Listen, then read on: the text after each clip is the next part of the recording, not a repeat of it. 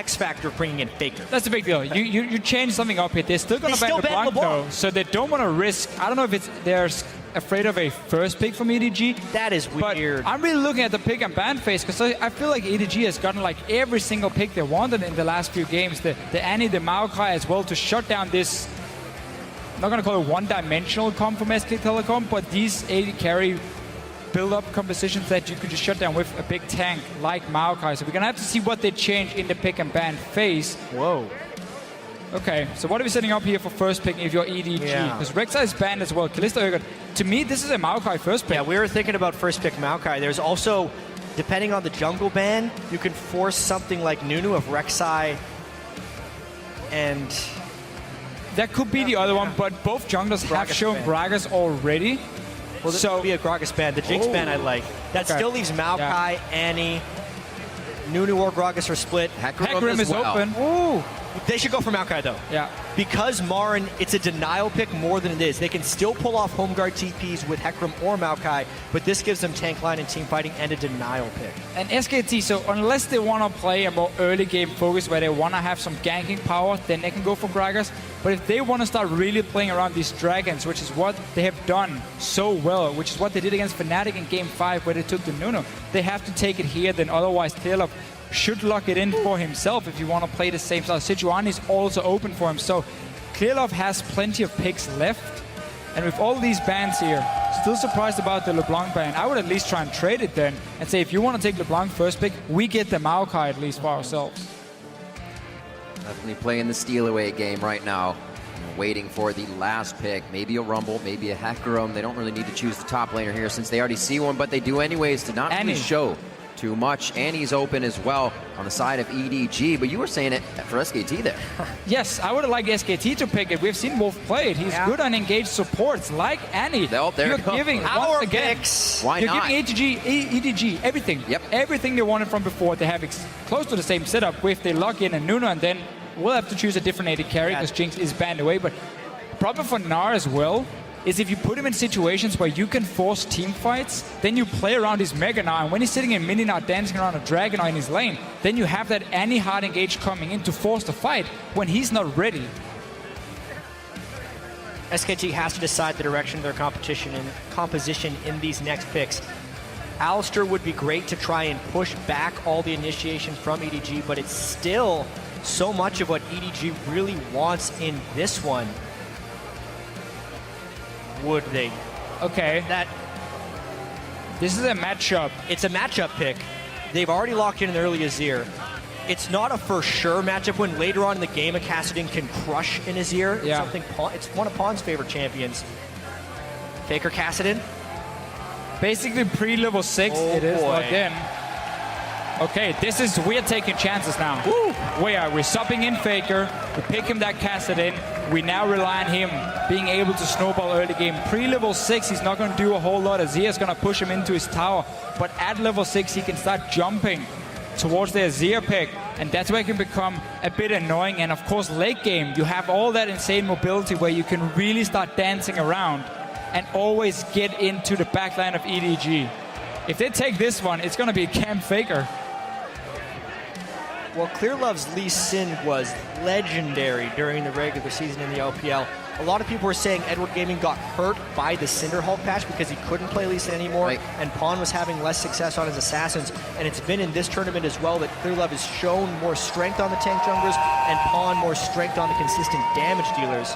Nunu still would have a Blood Boil target that's not Corki and Azir if they go with this composition. And the reason they take Corki here, we've already Azir locked in and a tank top lane, so it is very magic focused, but they want to have it so they can punish Kassadin in the mid game. When he sits in his lane, he doesn't have proper wave clear to defend himself against Azir and Corki grouping with that Trinity Force and just poke SKT out. Because if you look at that composition, at the moment there's zero wave clear. SKT needs wave clear. They have to go Lucian or Sivir if they want to add something that can protect towers. Otherwise, if EDG starts grouping around that 15-16 minute mark, they can really poke down SK Telecom. This is not going to be the pick. Wave clear.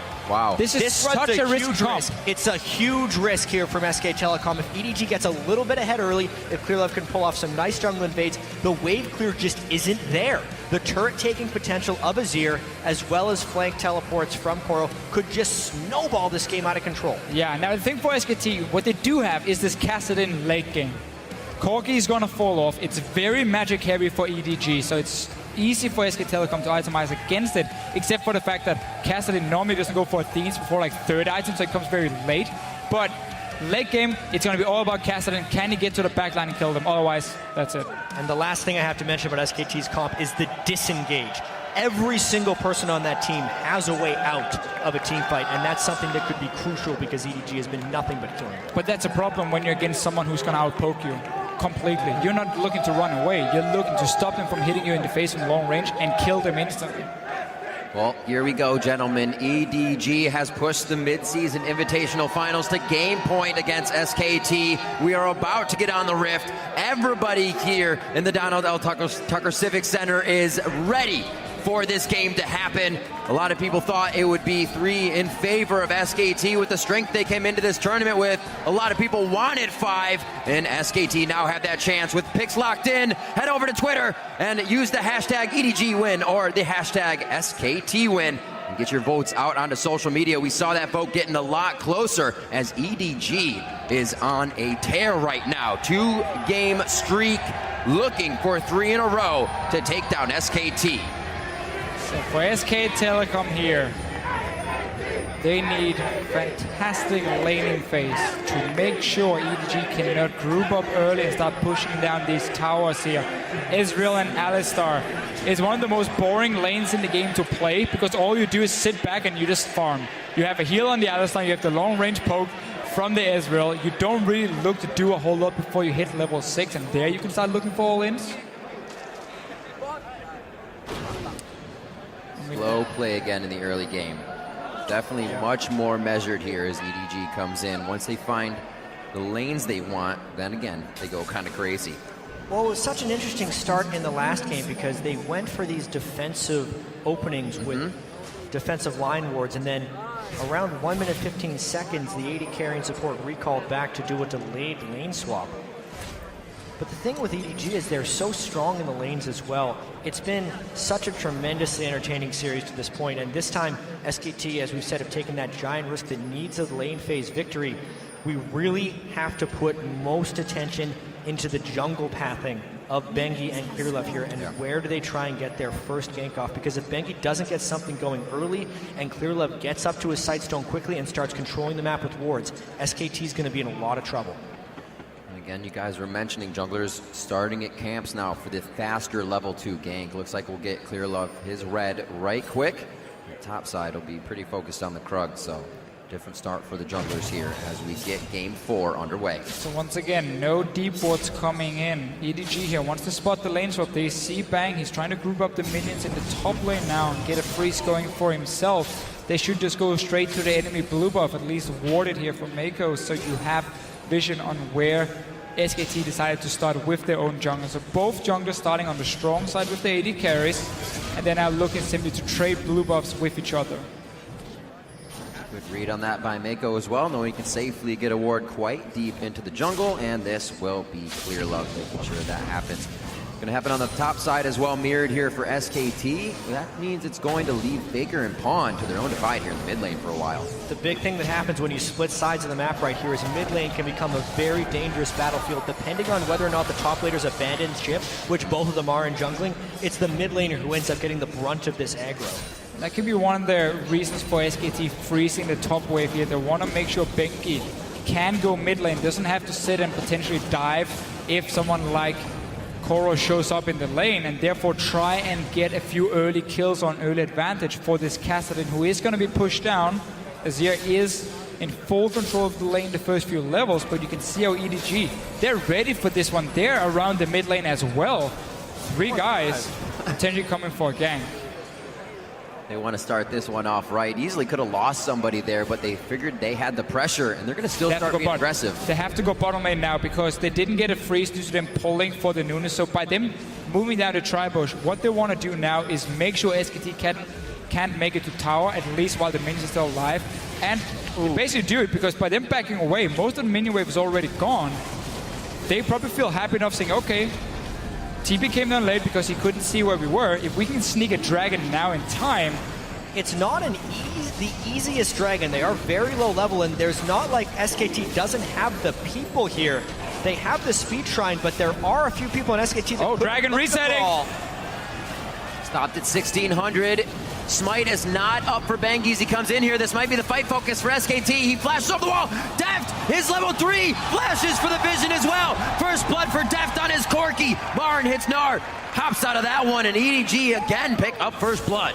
It was a nice thought, but at the end of the day, SKT had their AD carry top side. They did the lane swap and then still tried to contest the early dragon. That's usually the sacrifice you must make in order to do that lane swap. It ends up giving Deft the double buffs, and Bengi's crucial early game start means he's lost his double buff already. Flashing, gets out nicely on that one. No rotation really going to be able to come from Pawn here. He was going to back. There he is. Got a flash. He figures it out. They only have a bit of mana onto him. There's the soldier attack. Does Pawn pick one up this quick? Wolf is there for the protection. So, while we have all this action on the bottom lane, Bang is still sitting with the wave frozen up there, but he's on his own, and that's what Koro realizes. So he's teleporting in to try and get some farm and push the wave out. But look at Bengi here, he's already on top side. This is very risky for Koro because he's very far up the lane, and he just used Flash. This should be a kill for SK Telecom. Yeah, Koro's not going to be able to do too much about this one. Level 4 and a level 3 just feeding off the tree, and that's going to be level 5 for Bang here as he gets a nice lane. You cannot make that play if you're the top laner because the wave is frozen so far up the lane and you have 0 wards on this side of the map, so you don't know where the enemy jungler can be. Koro, very greedy for some farm. Could have walked all the way up because the wave was stuck there anyway near the tower. Koro is one of the greediest players. It's rarely punished, but right there you can again see it.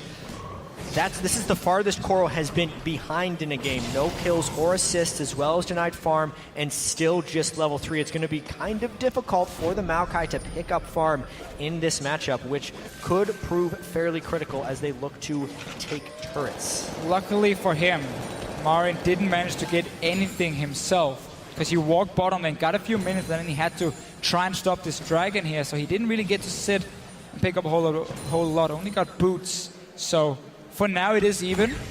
MaRin can, however, itemize Hexstringer, upgrade his boots for some more magic resist very early on and becomes super hard to deal with for the Maokai and even for the Azir if we do see a roam coming up. Nice little hit to keep Deft in lane for a little bit longer. Faker returns after being pressured, still is up in CS and chooses a blasting wand for his first item. Keeping that CS easy, keeping him in lane. Level 6 for him now. Yeah, the wave's been at near Faker's turret the whole game, and he's done a very good job of picking up the CS. Pawn has actually forfeited a few CS, roaming down for the skirmishes we've seen, whereas Faker has pretty much been farming that entire time. But now that he has got his Rift Walk, especially if he can get to Rod of Ages sooner, he'll be able to retaliate a little bit at Pawn. Koro desperately trying to get deep vision control, kind of caught when doing so. A lot of pings going down in the river for Bang and Wolf's rotation, but Faker is already here with Pawn. Nice Emperor's Divide. That's definitely the disengage. Faker can get a kill this early. That's going to be great. The true star rise from Bang is spot on. And Clearlove may be number 2. Eagle Eye Bang heads in for a double kill, maybe even a triple. One over the shoulder, and he doesn't pick it up. I don't understand what Koro is doing in this game here. EDG just had to play a standard laning phase, then start grouping when they're Trinity Force for Deft, and yet he walks into the enemy jungle again with 0 vision, no flash. Yeah. Gets caught out. 3 kills now for Bang on his Ezreal. And he's not even close to his power spike, too. This is a tier Vamp Scepter Ezreal early. There's no way he should legitimately be able to pick up 3 kills in fights. But because they found picks at the right times, Bang is set up to explode around 20 minutes. Found the picks, and Koro decided to just give the picks over, honestly, to SKT twice now. Good stuff for them. They need this so badly for their comp to work, to not get punished by the lack of wave clear. Oh, SKT chose themselves into a comp where they needed to get ahead early. Bang's trying to do that for the team. 2 assists to Faker's Kassadin. Not going to hurt at all either. Deft's early kill here keeps him pretty safe in lane. He does have that phage. He can get some trades in as long as Bang doesn't go back and start to outscale him too hard. Meiko just on the side, seeing if Bang will get any more edgy here, or antsy rather, on the fight. But both supports are here. We're gonna go back to the duo. Not too much pressure coming out of the jungles right now. Everything's being cleaned up. Seems like everybody's kind of taking a breather there. SKT only has about a 700 gold lead right now.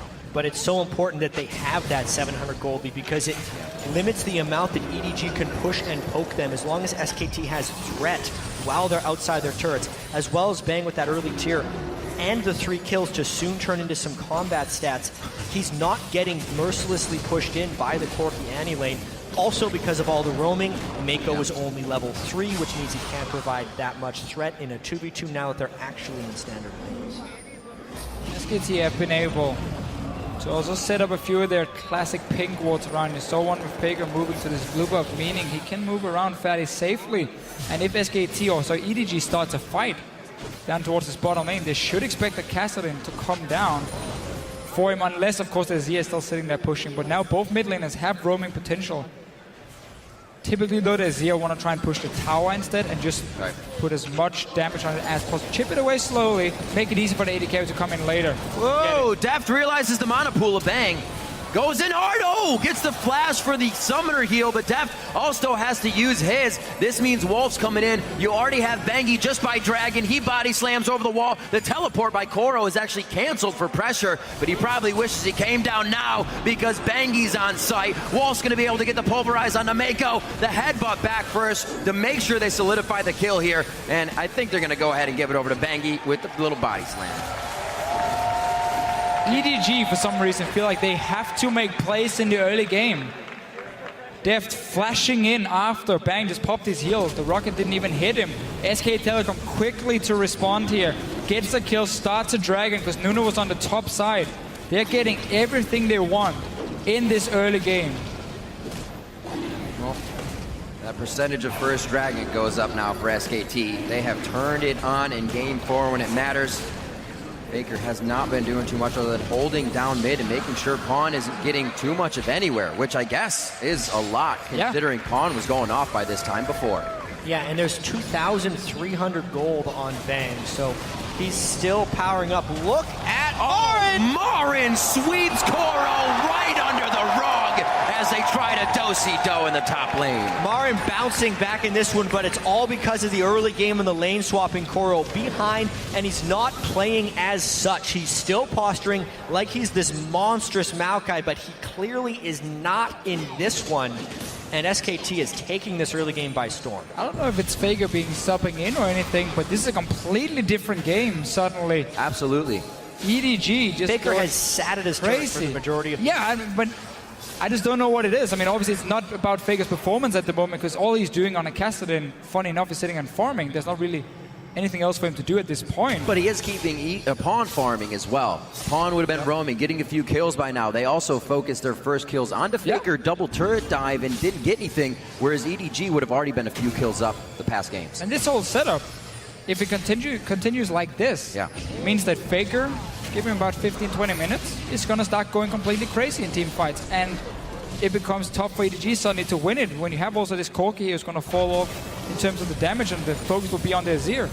Pawn's also gone for a more aggressive Morellonomicon build instead of an Athene's build against Kassadin, so he's very prone to being assassinated. Once Faker will get more and more points. I think that's also kind of why EDG is pressing a little bit, because in a world where SKT has the slight lead in team fights, it's a hard thing to judge because Faker might be able to just delete Pawn in team fights, in which case the late game carry potential for EDG would not exist. But you're running a comp still that needs at least one item completed. Corki pre-Trinity Force is not that strong. It's too early. You get that Trinity Force, that's where you hit a massive spike, and that's what you use. Before that point, you technically don't have to do anything, and that's simply the weird thing with the way EDG is playing Koro, randomly walking in. This guy has been so good in the last few games. Now he's already died 3 times. Seems like SKT has definitely made their own adjustments necessary throughout this series to make sure that didn't happen again.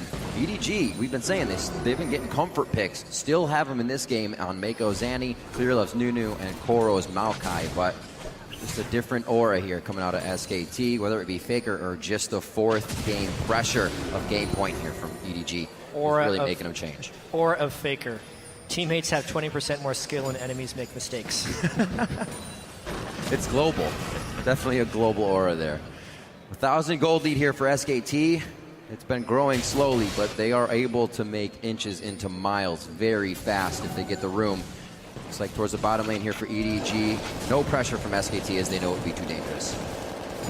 So, once again, we have seen this time and time again for Clearlove. When they have a chance to take a tower, he's going to walk down the lane, just pops a Blood Boil on his AD carry, and they take down the tower for them. So very, very simple play. Trinity Force should be completed for Deft when he goes back, and now you can start moving him around. Dragon is not alive for a few more minutes, so you can send Deft to the top lane, push that one in on the Gnar, take down the top outer turret, and then focus on mid after, where the Kassadin is still sitting and not really able to defend himself. SKT needs to read that it's going to happen soon and swap Faker out of this lane once the Corki comes in there, and you have to put someone else to try and defend. It will have to be Bang, even though he doesn't provide that much wave for himself. Yeah, and it's that big wave clear discrepancy in this composition that allows EDG to try and get in some fast pushing.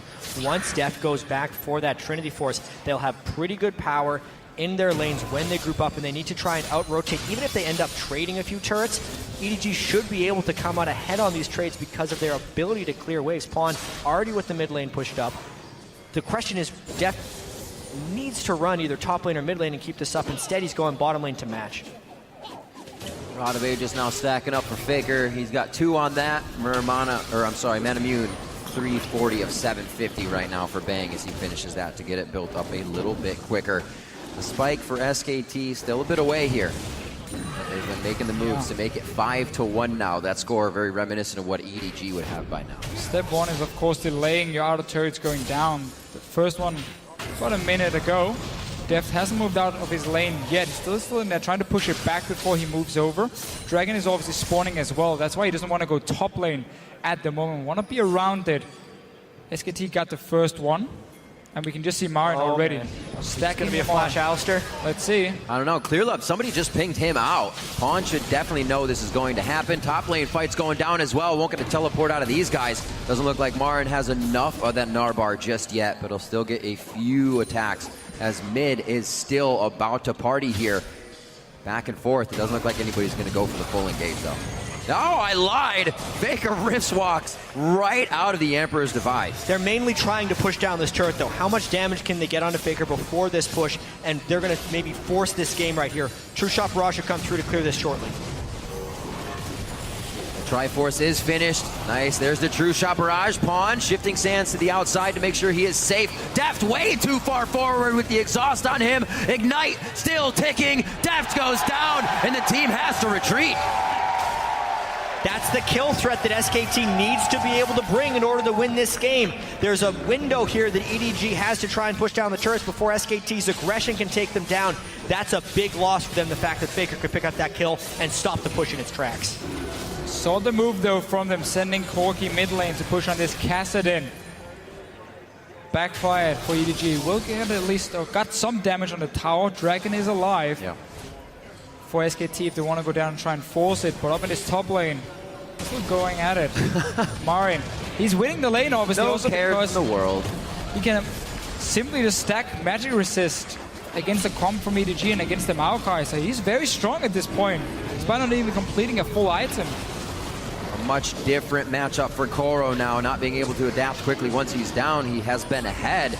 Not really used to this situation within the series. Clearlove trying to add as much pressure as he can. Here comes Koro's teleport. He's going to finalize that one. The smite still going to Bengi, and it looks like EDG may get a bit of the cavalry here. Koro is trying to tank everything. He goes down to Bang, now 4-0-2. SKT very low, and this is going to be the pawn cleanup. Shifts over the wall. No, that's Deft that goes over the wall. He's got the scrying orb in the distance, but again, a little too far ahead. Is it enough to pull the team back, though? MaRin throws everybody into the wall. SKT try to get back in the fight. He goes down. It all looked so good for a second, but it was just the flash. And Meiko comes back in with the plays. Crazy fights right there. Gnar salvaging the kills to make it 3-3 after that one. Dragon is secured, though, by Bengi and SKT, so they are up 2-0, a far cry from where they were last game. Way better this time for SKT. These fights lasting absolutely, not forever, but quite a long time. More and more members always able to join the fight. Look how far back they are. And they go all the way to almost second-tier turret. Yeah, so MaRin comes in with TP in mini Gnar for himself, so he's not really doing a whole lot yet, and EDG feel like they can chase Meiko with the flash tippers, getting 2 kills, but then look at MaRin here. Getting that Mega Gnar, Deft playing it super aggressive, jumping over, taking a lot of damage. And as soon as MaRin gets the Mega Gnar, close to the wall for EDG, that's a turnaround and end up trading. Deft, again this game, goes a little bit too hard and greedy there. He's done it in the bottom lane with his flash burning both summoners. He did it there, allowing a bit more time for MaRin to charge up his Mega Gnar. EDG stays on the offensive. They want to get these turrets down. And that's the thing, EDG doesn't really need to team fight. They have to group up as a team instead, or at least with the Azir and Corki, and start putting pressure on towers. They don't need straight big team fights, because that's where SKT still has a chance with a Kassadin. I mean, a Kassadin won games where you fight all the time, because that's what he's good at. So for EDG, if they slow it down and start playing around towers and poke instead, they will have the advantage over SKT. But it seems like they've just been looking for more and more fights. And it's not been paying off. This top lane tower should be the next focus with Dragon gone. And they're moving straight up there. Scuttle out and getting that vision in. Scuttle Crab control going over to EDG here. Baron is alive. More force in the fight, if anything. And SKT is going to give them the room they want for now. With level 11 on Deft, the missile poke is really enhanced right here. So this is the forced group from EDG, and SKT is just going to try and trade turrets and get a little bit more farm on Faker. Now they need to go back. Oh well, they have to consider the fact here, how much can Bang do in the mid lane and how much can Faker do in the bottom lane, because there's still 5-man pushing. There's something you can do if you feel like you have the stronger tower push, because you have so many guys here. Try and see if you can force SKT to back.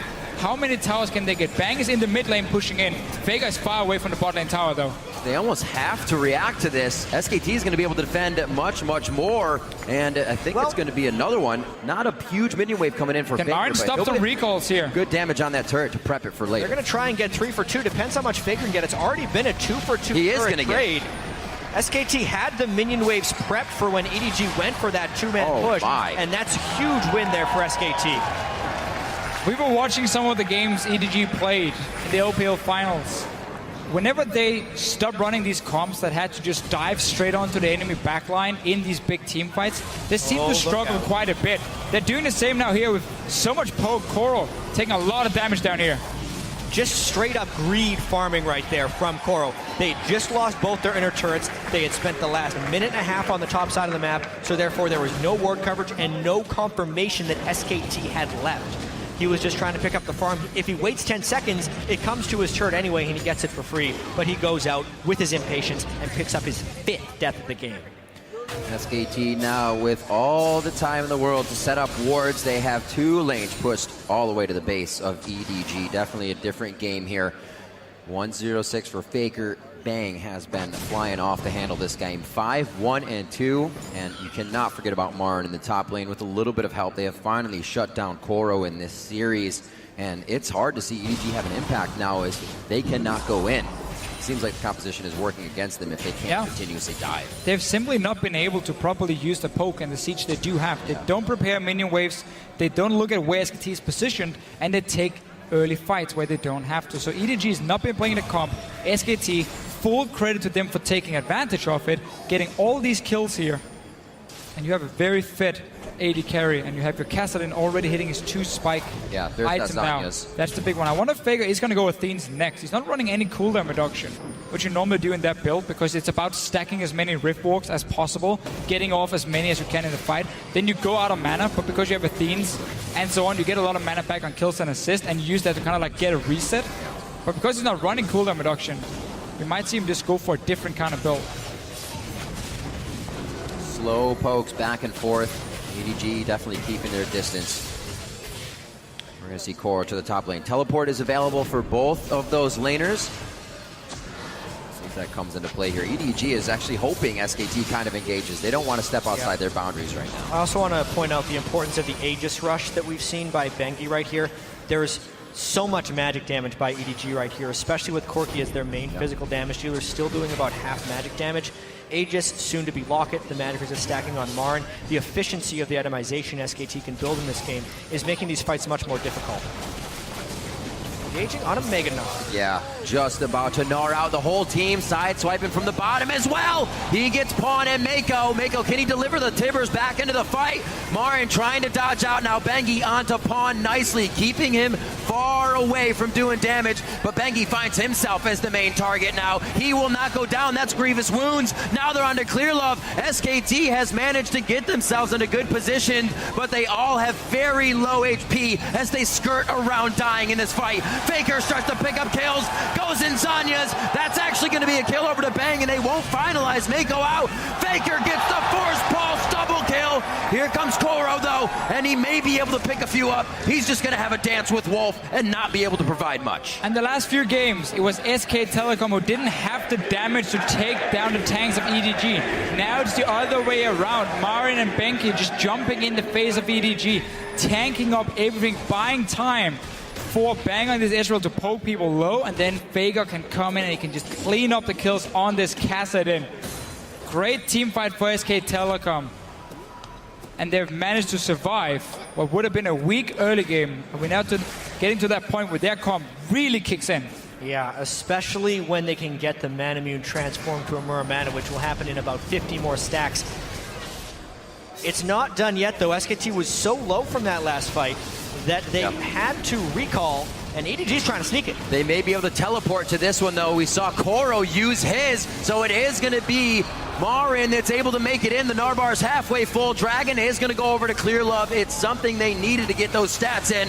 MaRin is in a great spot to stop anybody from getting away. Pawn over the wall as well. Everything's happening in retreat right now for EDG, and SKT is just layering on the damage. Only able to find Koro here, but I think Meiko is going to be a second kill as well, and that is another double kill for Faker's Kassadin. Faker getting fed at this point, 5-0-6. This is when he starts just blowing people up. Zonya's Hourglass Power Spike, needlessly large rod on the way as well, because he's not needing to respect the damage output of EDG right now. He was just meditating early in the mid lane, getting ready for all this. It's what you do on Cassadin. Exactly. You just sit there, you tell your team, just wait, you know, give me a little bit of time. And exactly as we predicted with the Kassadin thing, as soon as you get to 2 items at least, you get to late game, or well, to the later team fights, you really become super powerful. And EDG has been forced to itemize very defensively in some ways. You can see Deft, he's going to go for Bloodthirst, or at least building towards it, because he needs to be able to survive this Kassadin jumping towards it. That's not the maximum Corki build he can go for in the mid lane. Scepter coming in second item for the Azir. Could have gone Athene's into like a death cap, but then again you have so much magic damage that you need to reduce the MR of SKT to get proper damage out there for basically all your members. And therefore you need the Scepter. What a ridiculous way to be able to pull out a wild card. One of the only teams in the world that switches out their mid laner, and this is not to say Easy Hoon is any less better than Faker. It's a pretty good wild card, though. Either way around. But just to do that, to make your strategy better for the situation. Not many teams can do that without having troubles, and these guys do it on the fly. Paying off here greatly in this game. The style of play with somebody carrying now from mid lane is what SKT needed. Let's see. To 5 as we see 28 minutes I should say, coming up on the clock. Clearlove trying to get some deep vision in, but still getting aggressed here. Can't do too much. In order for EDG to win a fight, Pawn needs to have some free time to allow his sorters to auto-attack with Blood Boil. That scaling is still ridiculous, even when there's a lot of magic resist on the other side. So if Meiko can land a nice Tibbers on Bang or Faker, there's a QSS on Bang, so he can get out. It basically has to be Faker at this point and get a good chunk of damage out. That's the way EDG maybe wins a team fight.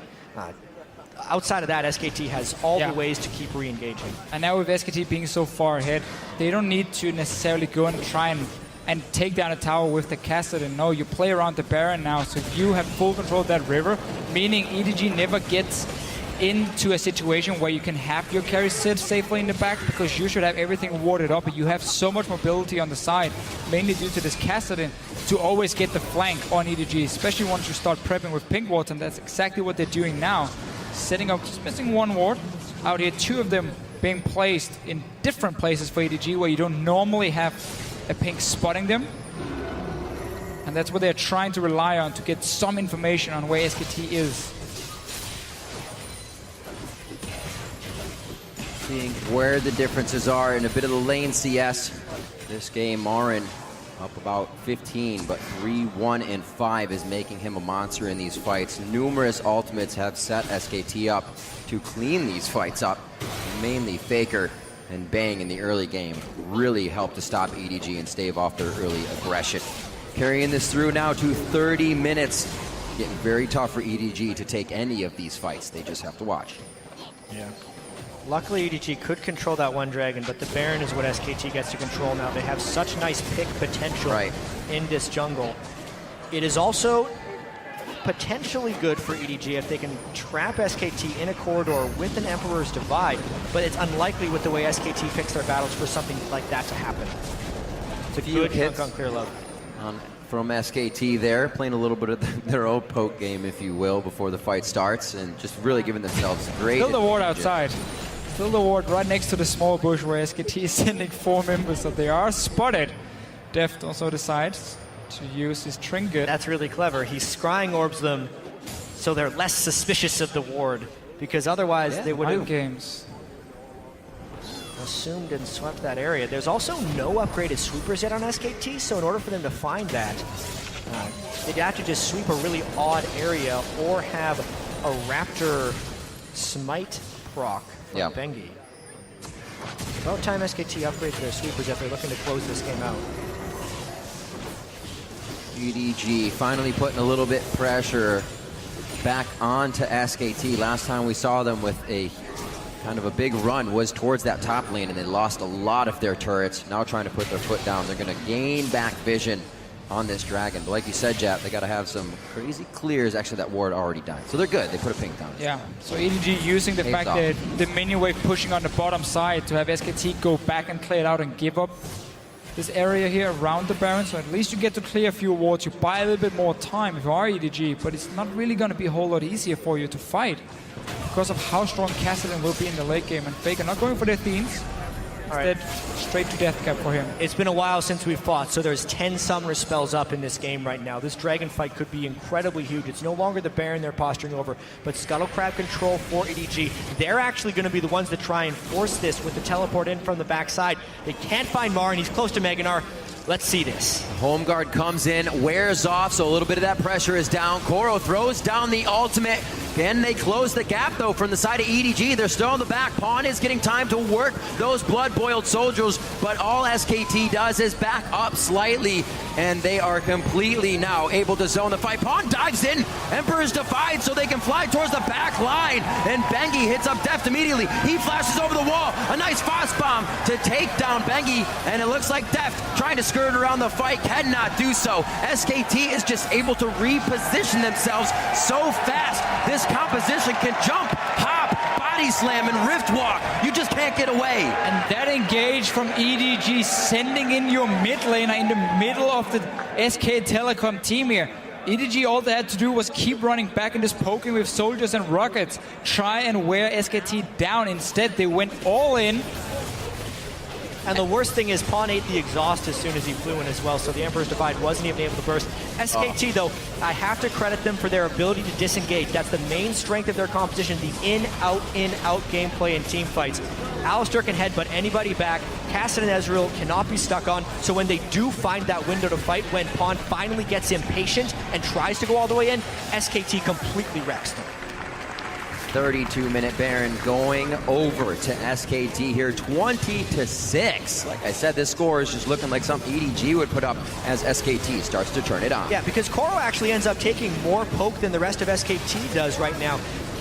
in order for Ezreal to poke and Faker having the flank over the side, as far as the poke battle goes, SKT was winning this. So Pawn decides he's going to try and make a play, but it's just not on the same page as the rest of his team. He can't even flash over his Emperor's Divide afterwards. Yeah. So he's really trapped in the middle of the fight. And at this point, it's a one fight for SKT. They had such a good setup, EDG, with the soldiers blocking the river, making sure that SKT couldn't really move further. It's only been the tanks that was being poked down. It was 2 versus 1, basically. Only the Ezreal really poking from SK Telecom at this stage of the game. And we just have to say, these team fights, every single one has been in favor of SK Telecom. Faker, 6 kills on the Kassadin, 8 kills for Bang on the Ezreal. It's the right people getting all the kills for SK Telecom. Yep, and those fights are going to be even harder now. Jat, you said 10 summoners were up, and most of those summoners are down now for EDG, with still SKT the ability to hop and jump, like you said, kite the fight or fight it if they want to. 35 minutes on the clock. SKT now starts to bear down on the last second-tier turret in the top lane. Looks like we're going to have MaRin pushing the bottom as well, with Faker coming from the mid.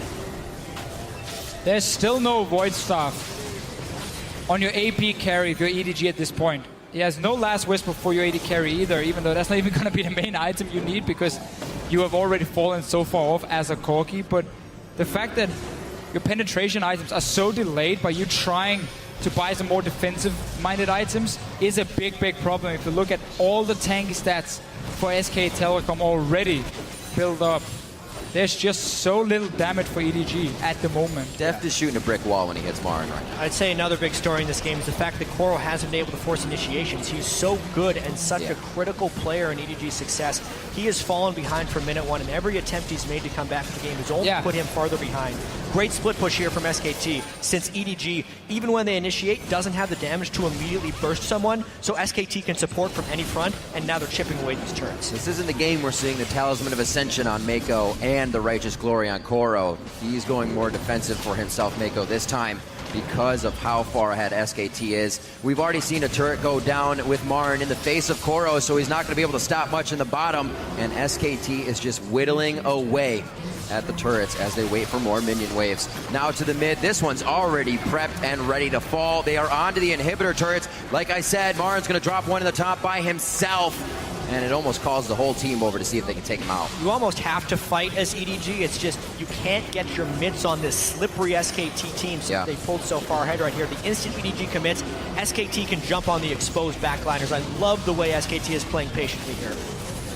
There's a body slam in, getting Clearlove out of the fight so they cannot be zoned with that absolute 0, and it doesn't look like they're going to be able to use many of their ultimates at all. Meiko gets out of this one. He still has Timbers up. Using that stun accordingly is going to be big, but all he gets is a Polaroid of himself going down when he flashes that one. 22-6 is the score for SKT as they start to close the door on Game 4. We are going to go to a full 5 here in the finals of the midseason Invitational.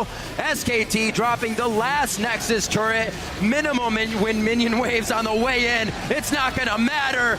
They're going to pull it off. We're going to Game 5. And that was such a weird early game for EDG.